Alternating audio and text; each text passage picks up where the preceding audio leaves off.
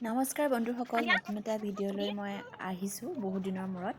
এয়া ৰাতিপুৱাই ছোৱালী আপোনাৰ পূৰা চোতালত খোজকাঢ়ি ফুৰিছে, ক'বই নোৱাৰে, পূৰা দৌৰি ফুৰিছে আৰু ৰখাই নাই, তাই পৰিছেও।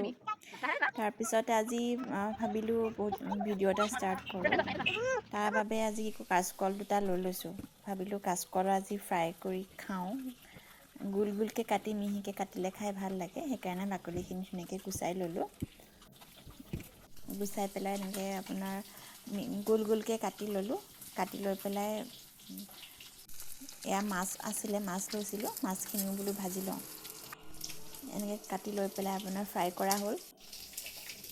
আজি মাছ আৰু মূলা বনাইছোঁ। বিশেষ কথা এটাৰ কাৰণেহে ভিডিঅ' বনালোঁ।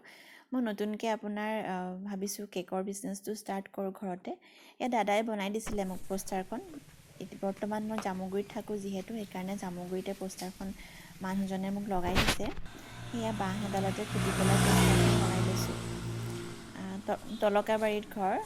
ৰাইজে আশীৰ্বাদ কৰিব বুলি আশা কৰিলোঁ। অলপ মৰম দিব, সুলভ মূল্যতে পাব কেকখিনি সকলোৱে। ধন্যবাদ। বিশেষ এইটো জনাবৰ কাৰণেই ভিডিঅ'টো বনাইছিলোঁ আচলতে মই।